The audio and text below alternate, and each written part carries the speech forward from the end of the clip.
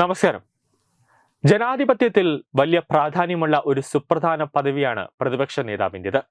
എന്നാൽ വായിൽ തോന്നിയതെന്തും വിളിച്ചു പറയാനുള്ള ഒരു ലൈസൻസ് അല്ല ഒരു പ്രതിപക്ഷ നേതാവിനുള്ളത്.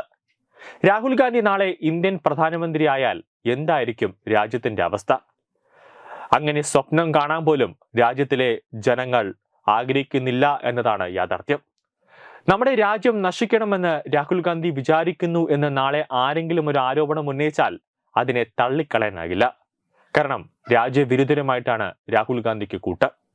രാഹുലിന്റെ സ്വന്തം രാജ്യത്തെ സൈന്യത്തെയോ ഭരണ സംവിധാനത്തെയോ ഇലക്ഷൻ കമ്മീഷനെയോ ഒന്നും തന്നെ താല്പര്യമില്ല, അതിലൊന്നും തന്നെ വിശ്വാസമില്ല. എങ്കിൽ രാഹുൽ ഗാന്ധി രാജ്യം വിട്ട് ഏതെങ്കിലും വിദേശ രാജ്യത്ത് പോയി താമസിക്കണം. അതാണ് വേണ്ടത്. രാഹുലിന്റെ പൗരത്വം സംബന്ധിച്ച് സുപ്രീം കോടതി വരെ കഴിഞ്ഞ ദിവസമാണ് സംശയം ഉന്നയിച്ചത്. വേറെ ഏതെങ്കിലും പാർട്ടിയിലായിരുന്നുവെങ്കിൽ അണികൾ അല്ലെങ്കിൽ നേതാക്കൾ തന്നെ രാഹുലിനെ കഴുത്തിന് പിടിച്ച് പുറത്തേക്ക് തള്ളിയനെ. പക്ഷേ ഇവിടെ അത് പറ്റില്ലല്ലോ. തിരഞ്ഞെടുപ്പ് കമ്മീഷനെതിരെ ആറ്റം ബോംബ് കയ്യിലുണ്ടെന്നും തെളിവുകൾ പുറത്തു വന്നാൽ ബോംബ് പോലെ പൊട്ടുമെന്ന് ഓഗസ്റ്റ് 1 രാഹുൽ ഗാന്ധി മാധ്യമങ്ങളോട് പറഞ്ഞത്. ഒരാഴ്ചയ്ക്ക് പിന്നാലെ ആ ബോംബ് പൊട്ടിക്കാനെന്ന പേരിൽ രാഹുൽ ഗാന്ധി മാധ്യമങ്ങളെ വിളിച്ചുകൂട്ടി. വോട്ടർ പട്ടികയിലെ ക്രമക്കേടുകൾ നിരത്തി രാഹുൽ തന്റെ കയ്യിലുള്ള ബോംബ് പൊട്ടിച്ചു. എന്നിട്ട് ഈ സരോജ് കുമാറിന്റെ ഒരു സിനിമ പോലെ ശ്രീനിവാസൻ ഇവിടെ പ്രസ് മീറ്റ് നടത്താൻ എത്തുന്നു. എന്നിട്ട് പറയുന്നു, മാധ്യമങ്ങളോട് പറയുന്നത് പോലെ നിങ്ങൾക്ക് ചിക്കൻ ബിരിയാണിയും ഡ്രിങ്ക്സും ഒക്കെ വച്ചിട്ടുണ്ട് എന്നതുപോലെയാണ് രാഹുലിന്റെ പിന്നെയുള്ള സംസാരം. വിദേശ രാജ്യങ്ങളിലെ നേതാക്കളെ പോലെ Rahul Gandhi PPT model presentation ആയിരുന്നു നടത്തിയത്. പക്ഷെ രാഹുലിന്റെ ആ ബോംബിന് വീര്യം കുറവായിരുന്നു. കാരണം രാഹുലിന്റെ വെളിപ്പെടുത്തൽ എത്തിയതോടെ ഓരോ സംസ്ഥാനത്തു നിന്നും തെരഞ്ഞെടുപ്പ് കമ്മീഷൻ നോട്ടീസുകൾ അയക്കാൻ തുടങ്ങി. അതായത് 24 മണിക്കൂറിനകം അല്ലെങ്കിൽ പെട്ടെന്ന് തന്നെ തെളിവുകൾ ഹാജരാക്കണമെന്ന് പറഞ്ഞിട്ട് നോട്ടീസുകൾ അയക്കാൻ തുടങ്ങി. അതോടെ അടപടലം പെട്ടത് രാഹുൽ ഗാന്ധി തന്നെയാണ്. രാഹുൽ ഗാന്ധി വിചാരിച്ചത് എല്ലാ കാലത്തും ആരോപണം ഉന്നയിക്കുന്നത് പോലെ ഇക്കുറിയും ആരോപണം ഉന്നയിച്ചാൽ ആരും ഒന്നും മിണ്ടത്തില്ല എന്നാണ് കരുതിയത്. പക്ഷേ തെരഞ്ഞെടുപ്പ് കമ്മീഷന്റെ ഭാഗത്ത് നിന്നും ഇങ്ങനത്തെ ഒരു നീക്കം ഉണ്ടാകുമെന്ന് രാഹുൽ ഗാന്ധി പോലും കരുതിയില്ല. എല്ലാ കാലത്തെ പോലെ രാഹുൽ ഗാന്ധി ഒരു ആരോപണമൊക്കെ ഉന്നയിക്കുമ്പോൾ ഇതൊരു പപ്പുമോനാണ്, തലയ്ക്കകത്ത് വിവരമില്ലാത്തത് കൊണ്ടാണ്, കൊച്ചുകുട്ടിയാണ്, പക്വതയില്ല എന്നൊക്കെ പറഞ്ഞുകൊണ്ട് കേന്ദ്ര സർക്കാരും അതോടൊപ്പം തന്നെ മറ്റ് സർക്കാർ സംവിധാനങ്ങളും വിടുമെങ്കിലും ഇക്കുറി രാഹുലിനെ വെറുതെ വിടാൻ ആലോചിക്കുന്നില്ല എന്ന് തന്നെയാണ് തെരഞ്ഞെടുപ്പ് കമ്മീഷൻ പറയുന്നത്. തെളിവ് ഹാജരാക്കിയില്ലെങ്കിൽ നടപടി ഉണ്ടാകുമെന്ന് ഉറപ്പ് നൽകിയിട്ടുണ്ട് എന്നതാണ് വ്യക്തം. എന്നാൽ കർണാടകയിൽ വ്യാജ വോട്ടർമാരാണ് എന്ന് രാഹുൽ ഗാന്ധി മുദ്ര കുത്തി PPT പ്രസന്റേഷനിലൊക്കെ കാണിച്ച അവരെല്ലാവരും യഥാർത്ഥ വോട്ടർമാരാണെന്ന് തെളിയിക്കുന്ന രേഖകളാണ് പുറത്തു വന്നിരിക്കുന്നത്. ഇവിടെ രാഹുൽ ഗാന്ധി ഒരു കാര്യം ചെയ്തത് കർണാടക സർക്കാരിനെ പിന്നിൽ നിന്നും കുത്തുന്ന ഒരു നീക്കമാണ് ഉണ്ടായത്. അതായത് സ്നേഹത്തിന്റെ കട എന്നൊക്കെ പറഞ്ഞ് രാഹുൽ ഗാന്ധി 24 മണിക്കൂറും പറയുന്ന ആ കർണാടകയിൽ അവിടെ ഭരിക്കുന്നത് കോൺഗ്രസ് ആണ്. അവിടുത്തെ ആഭ്യന്തരം കോൺഗ്രസ് ആണ്.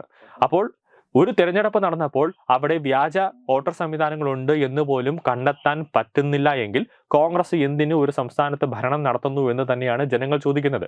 അപ്പോൾ രാഹുൽ ഗാന്ധി ദില്ലിയിലെ കോൺഗ്രസ് ആസ്ഥാനത്ത് നടത്തിയ PPT പ്രസന്റേഷന്റെ ഷോ എല്ലാം കർണാടകയിലെ കോൺഗ്രസ് നേതാക്കളെ കുറ്റം പറയുന്നത് തന്നെയാണ്. സ്വന്തം പാർട്ടിയിലെ നേതാക്കളെ തന്നെ രാഹുൽ ഗാന്ധി ജനങ്ങളെ മുമ്പാകെ, അതായത് രാജ്യത്തിന് മുമ്പാകെ കാണിച്ചു കൊടുക്കുന്നു കർണാടകയിൽ കോൺഗ്രസ് കാണിക്കുന്നത് മുഴുവനും തട്ടിപ്പാണ്, അല്ലെങ്കിൽ അവർ തെരഞ്ഞെടുപ്പിൽ വരെ അവർ തട്ടിപ്പ് കാണിക്കുന്നുവെന്ന് വ്യക്തമായി പറഞ്ഞു കൊടുക്കുകയാണ് ചെയ്യുന്നത്. രാഹുലിന്റെ പേരിൽ ഒരു മാനനഷ്ട കേസ് കൂടെ വരുമെന്ന കാര്യത്തിലും യാതൊരു സംശയവുമില്ല. ലോക്സഭാ തെരഞ്ഞെടുപ്പിലും കർണാടക, മഹാരാഷ്ട്ര നിയമസഭാ തെരഞ്ഞെടുപ്പിലും വ്യാപകമായ ക്രമക്കേട് നടന്നുവെന്നാണ് രാഹുലിന്റെ ആരോപണം. സാധാരണ വാർത്താ സമ്മേളനം വിളിക്കുകയും അതിൽ മൈക്കിന് മുന്നിലിരുന്ന കാര്യങ്ങൾ വിശദീകരിക്കുകയും ചെയ്യുന്നതാണ് ഇന്ത്യൻ രാഷ്ട്രീയത്തിലെ പതിവ് രീതി. എന്നാൽ രാഹുൽ നടത്തിയത് ദേശീയ രാഷ്ട്രീയത്തിലെ തന്നെ പവർ പോയിന്റ് പ്രസന്റേഷൻ കൂടി, അതായത് വിദേശ രാജ്യങ്ങളിലൊക്കെ നേതാക്കൾ നടത്തുന്ന ഒരു സമാനമായ ഒരു വ്യത്യസ്തമായ വാർത്താ സമ്മേളന ശൈലിയായിരുന്നു രാഹുൽ നടത്തിയത്. IT കമ്പനികളുടെ അവലോകന മീറ്റിംഗ് മാതൃകയിൽ പറയാൻ ഉദ്ദേശിക്കുന്ന കാര്യങ്ങളെ ആകെ വോട്ടും അതിലെ കൃത്രിമം എന്തൊക്കെ എങ്ങനെയൊക്കെ ഓരോ വിലാസത്തിൽ എത്ര പേർക്ക് വോട്ട്, വോട്ടറുടെ പിതാവിന്റെ സ്ഥാനത്ത് 0, അങ്ങനെ രേഖാചിത്ര പ്രകാരം ഓരോ സ്ലൈഡാക്കിയാണ് രാഹുൽ ഇങ്ങനെ ഓരോ കാര്യങ്ങളും അവതരിപ്പിച്ചത്. ഈ രീതിയും രാഷ്ട്രീയത്തിൽ അപൂർവമാണ്. സാധാരണ വൻ പദ്ധതികളും പ്രഖ്യാപനങ്ങളുമാണ് ഈ രീതിയിൽ കണ്ടിട്ടുള്ളത്.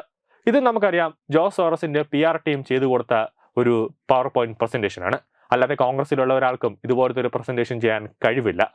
തെരഞ്ഞെടുപ്പ് കമ്മീഷൻ ആരോപണങ്ങൾ തള്ളിയെങ്കിലും മാധ്യമങ്ങൾക്ക് മുന്നിൽ വ്യത്യസ്തമായ രീതിയിൽ തെളിവുകൾ നിരത്തിയുള്ള രാഹുലിന്റെ ചോദ്യങ്ങൾക്ക് വ്യക്തത വരുത്താൻ അവർ ബാധ്യസ്ഥരായിരിക്കുകയാണ്. രാഹുൽ ഉന്നയിച്ച ആരോപണത്തിന് പിന്നാലെ തെളിവ് ഹാജരാക്കണമെന്നാവശ്യപ്പെട്ട് കർണാടക, മഹാരാഷ്ട്ര, ഹരിയാന മുഖ്യ തെരഞ്ഞെടുപ്പ് ഓഫീസർമാർ രാഹുൽ ഗാന്ധിക്ക് നോട്ടീസ് അയക്കുകയും ചെയ്തിട്ടുണ്ട്. തെളിവുകൾ ഹാജരാക്കാനുള്ള തെരഞ്ഞെടുപ്പ് കമ്മീഷന്റെ വെല്ലുവിളി സ്വീകരിക്കുന്നതായി AICC general secretary KC Venugopal പറയുകയും ചെയ്തതോടെ തുടർ നടപടികൾ ജനാധിപത്യ പ്രേമികൾ ഗൗരവത്തോടെയാണ് നോക്കിക്കാണുന്നത്. സാധാരണഗതിയിൽ രാഹുൽ ഗാന്ധി എന്തെങ്കിലുമൊക്കെ ഒരു വെല്ലുവിളികൾ നടത്തിയതിനു ശേഷം അല്ലെങ്കിൽ എന്തെങ്കിലുമൊക്കെ ഒരു ആരോപണം ഉന്നയിച്ചതിനു ശേഷം നേരെ കോൺഗ്രസ് ആസ്ഥാനത്തിന്റെ മാളത്തിൽ കയറി ഒളിക്കുകയാണ് പതിവ്. ബാക്കി നേതാക്കളും അണികളും ഒക്കെ നോക്കും. ഇവിടെയും ഇതേപോലെ ഒരു ആരോപണം ഉന്നയിച്ചു. അപ്പോൾ തെരഞ്ഞെടുപ്പ് കമ്മീഷൻ വെല്ലുവിളി നടത്തി. അപ്പോൾ രാഹുൽ വിചാരിച്ചത് എന്റെ കൂടെയുള്ള നേതാക്കളൊക്കെ ഒരു അക്ഷരം പോലും മിണ്ടാതെ ഇരിക്കുമെന്നാണ് വിചാരിച്ചത്. പക്ഷേ KC വേണുഗോപാൽ രാഹുലിനിട്ട് ഒരു 8ന്റെ പണിയാണ് കൊടുത്തത്. കാരണം രാഹുൽ ഗാന്ധിയുടെ ഒരു രാഷ്ട്രീയ ഗുരുവാണ് KC വേണുഗോപാൽ. അദ്ദേഹത്തിന് പോലും രാഷ്ട്രീയം വലിയ വശമില്ല എന്നതുകൊണ്ട് തന്നെ അയാൾ എന്തെങ്കിലുമൊക്കെ പറഞ്ഞു കൊടുക്കും. അയാളുടെ താളത്തിനൊത്ത് ഒരു പാവയെ പോലെ തുള്ളാൻ രാഹുൽ ഗാന്ധിയുമുണ്ട്. മിക്കതും രണ്ടുപേരും മണ്ടത്തനായിരിക്കും പറഞ്ഞു കൊടുക്കുന്നത്. അതുകൊണ്ട് തന്നെയാണ് ഓരോ സ്ഥലത്തുനിന്നും അടികിട്ടിക്കൊണ്ടിരിക്കുന്നത്. KC വേണുഗോപാലിന്റെ താല്പര്യം എന്താണ്? എങ്ങനെയെങ്കിലും കേരള മുഖ്യമന്ത്രിയാക്കുക. ഇവിടെ VD സതീശനും രമേശ് ചെന്നിത്തലയും സുധാകരനും ഒക്കെ മുഖ്യമന്ത്രി കസേരയ്ക്ക് വേണ്ടി നോട്ടം വിട്ടുകൊണ്ട് നിൽക്കുമ്പോൾ, ശശി തരൂറൊക്കെ നോട്ടം വിട്ടുകൊണ്ട് നിൽക്കുമ്പോൾ ആ 4 പേരെയും എങ്ങനെയെങ്കിലുമൊക്കെ ഒന്ന് തട്ടിമാറ്റി കേരളത്തിലെ വരുന്ന തെരഞ്ഞെടുപ്പിൽ കേരളത്തിലെ മുഖ്യമന്ത്രിയാകാനുള്ള ഒരു മോഹമാണ് KCനുള്ളത്. ആ ഒരു മോഹമാണ് KC ദില്ലിയിൽ കുറെ വർഷങ്ങളായി കളിച്ചുകൊണ്ടിരിക്കുന്നത്. തെരഞ്ഞെടുപ്പ് കമ്മീഷന്റെ വെല്ലുവിളി KC വേണുഗോപാൽ ഏറ്റെടുത്തിട്ടുണ്ട്. രാഹുൽ ഹാജരാക്കുമെന്ന് തന്നെയാണ് പറഞ്ഞത്. ഹാജരാക്കിയില്ലെങ്കിൽ രാഹുലിനോട് എന്തുകൊണ്ട് ഹാജരാക്കിയില്ല എന്നൊക്കെ ചോദിക്കാനും KC പറഞ്ഞിട്ടുണ്ട്. രാഹുൽ തെളിവുകൾ ഹാജരാക്കുമോ എന്ന് ഇനി കണ്ടിരുന്ന് കാണണം. കാരണം 3ാമത്തെ ദിവസമായി രാഹുൽ ഈ ആരോപണമൊക്കെ ഉന്നയിച്ചിട്ട്. രാഹുലിന്റെ കയ്യിൽ വ്യക്തമായ തെളിവുണ്ടെങ്കിൽ അന്ന് വൈകുന്നേരം അല്ലെങ്കിൽ പിറ്റേ ദിവസം തന്നെ രാഹുലിന് തെളിവ് ഹാജരാക്കാമായിരുന്നു. അപ്പോൾ ഒരു കാര്യം വ്യക്തമാണ്, തെളിവില്ല. രാഹുൽ ഗാന്ധി ദില്ലിയിലെ കോൺഗ്രസ് ആസ്ഥാനത്തിട്ട് പൊട്ടിച്ചത് വെറും ഉണ്ടയില്ല വെടിയായിരുന്നു. ബീഹാറിൽ തോൽക്കുമെന്ന് ഏറെക്കുറെ ഉറപ്പായ സാഹചര്യത്തിൽ, മോദിയെ കുറ്റം പറഞ്ഞു നടന്നിട്ട് കാര്യമില്ല എന്ന് മനസ്സിലായ സാഹചര്യത്തിൽ ഇനി തെരഞ്ഞെടുപ്പ് കമ്മീഷനെ ഉത്തരവാദിയാക്കി ഒരു തെരഞ്ഞെടുപ്പ് അട്ടിമറി നടത്താം എന്നൊരു നീക്കം അഥവാ ഒരു ലക്ഷ്യമാണ് രാഹുൽ ഗാന്ധി 1-ാം തീയതി ദില്ലിയിൽ കോൺഗ്രസ് ആസ്ഥാനത്ത് വെച്ച് നടത്തിയത്. അത് മാധ്യമങ്ങൾക്കും മനസ്സിലായത് കൂടിയാണ്. വലിയ ചർച്ചകൾക്കൊന്നും തന്നെ ഈ കാര്യം കൊണ്ടുപോകാതെ അവരും അവിടെ കളഞ്ഞിട്ട് പോയത്. ന്യൂസ് ഡെസ്ക് തത്തമൈ ന്യൂസ്.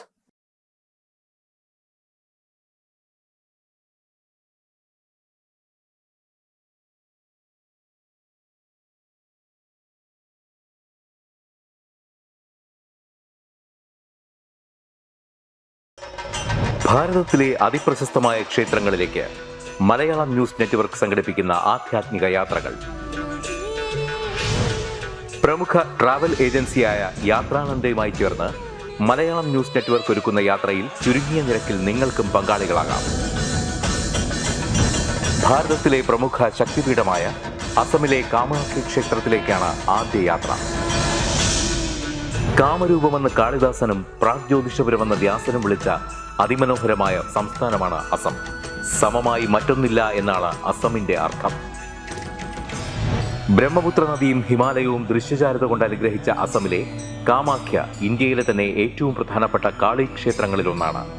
കാമാഖ്യ ക്ഷേത്ര സന്ദർശനത്തിന് ശേഷം കിഴക്കിന്റെ സ്വിറ്റ്സർലാൻഡ് എന്നറിയപ്പെടുന്ന മേഘാലയയിലെ ഷില്ലോങ് നഗരവും ചിറാപുഞ്ചിയും അതിമനോഹരമായ മഴക്കാടുകളും ഹിമാലയൻ കാറ്റ് ചൂളം വിളിക്കുന്ന താഴ്വരകളും മേഘങ്ങളെ ഉമ്മവയ്ക്കുന്ന ചെറുകുന്നുകളും കണ്ണാടി പോലെ ജലമൊഴുകുന്ന ഉമയാങ് നദിയും സന്ദർശിക്കുന്നു. ജീവിതത്തിൽ ഒരിക്കലെങ്കിലും കണ്ടിരിക്കേണ്ട ഈ അത്ഭുത ലോകത്തിലേക്ക് നിങ്ങളെ സ്വാഗതം ചെയ്യുന്നു. വിമാന ടിക്കറ്റും ചിലവുകളും ഉൾപ്പെടെ 65,000 രൂപ ചിലവ് വരുന്ന ഈ പാക്കേജ് 59,000 രൂപയ്ക്ക് മലയാളം ന്യൂസ് നെറ്റ്വർക്ക് നിങ്ങൾക്ക് ലഭ്യമാക്കുന്നു. ആദ്യം ബുക്ക് ചെയ്യുന്ന 5 പേർക്ക് 56,000 രൂപയ്ക്ക് ഏർലി ബേർഡ് ഓഫറും ലഭ്യമാണ്. കൂടുതൽ വിവരങ്ങൾക്ക് ഇനി പറയുന്ന നമ്പറിൽ ബന്ധപ്പെടുക. 8089001200 അല്ലെങ്കിൽ 7736549234.